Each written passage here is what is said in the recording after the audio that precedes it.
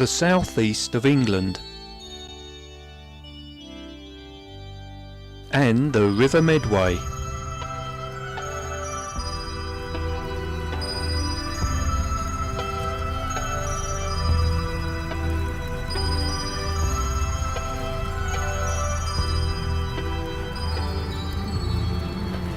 With its large amount of leisure and commercial vessels, the Medway is a river alive with activity, but also a river steeped in history. In the mid-16th century, a young Francis Drake first acquired his seamanship skills here.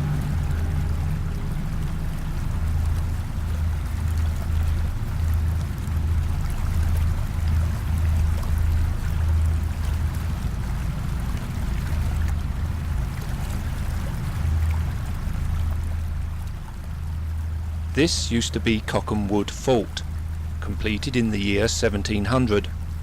The construction of this fort was rather astonishingly set in motion due to the successful raid by the Dutch upon the River Medway 33 years prior to its completion.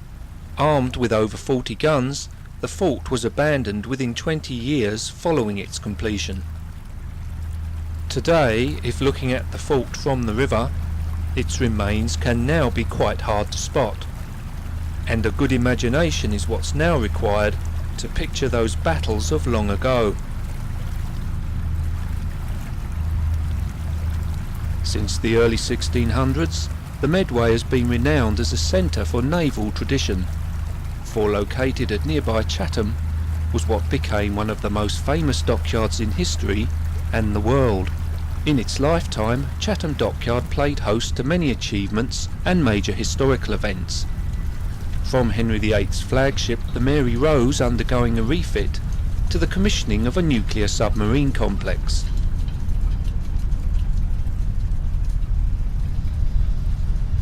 Also to be seen are an interesting selection of vessels moored here, as well as at the Yacht Club.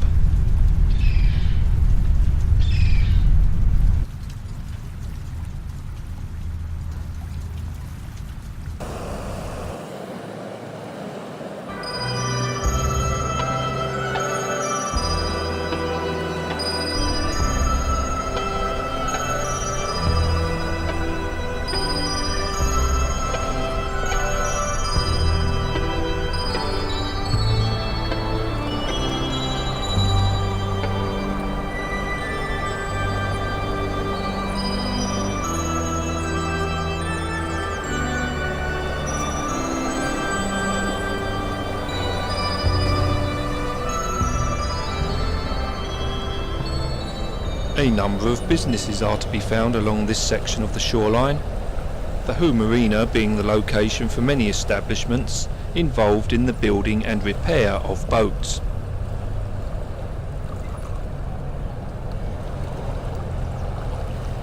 These large stones were used as part of the seawall improvements, and this area, situated just behind the seawall, used to provide much recreation, being at one time a good deal larger.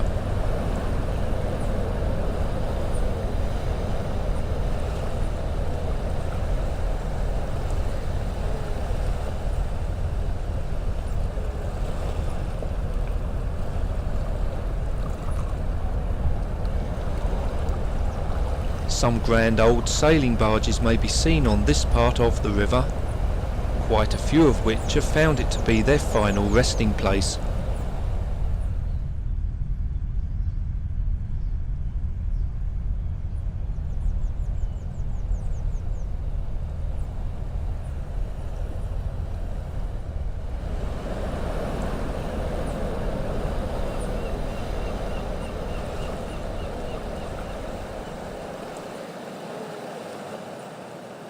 An unusual feature of this part of the River Medway is that of the two almost medieval-looking structures situated on protrusions of land towards the middle of the river.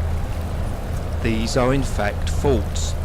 The first, going by the name of Darnet Fort, is situated furthest downriver and was completed in 1874.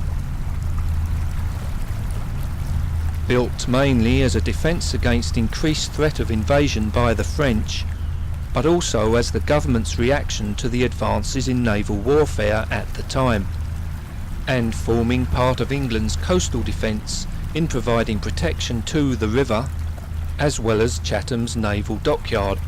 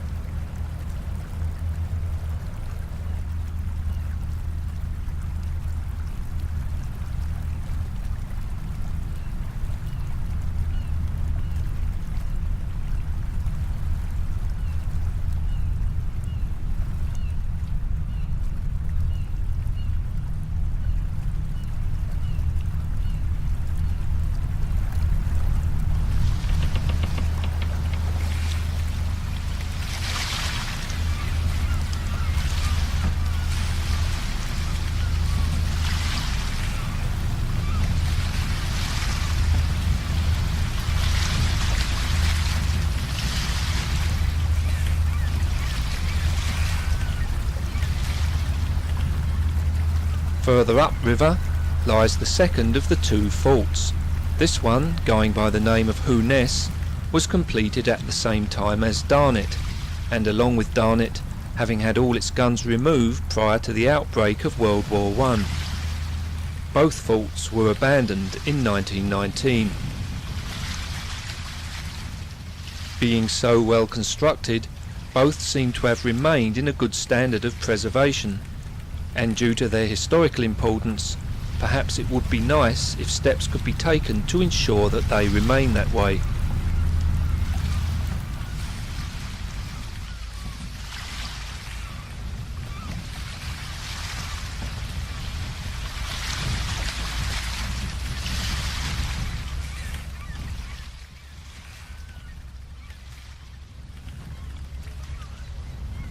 This part of the Medway also has its fair share of commercial and trade vessels.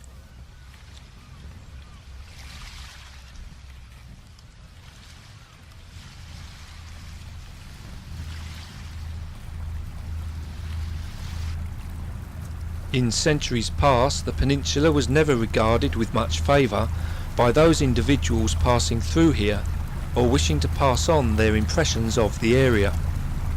In the middle of the 18th century, Edward Hasted wrote of the unwholesome air of the marshlands here, which until the end of the 19th century provided an ideal habitat for the malaria-carrying mosquito.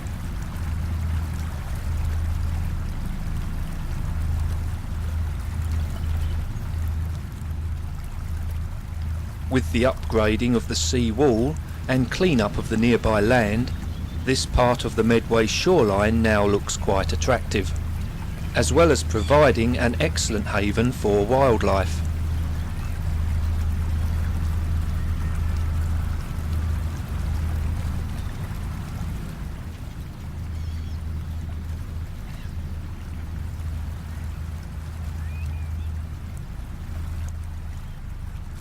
Flooding used to be a major problem on the Hoo Peninsula. The last occurrence took place in 1953, with the worst incident taking place in 1897, leaving 50% of the area underwater.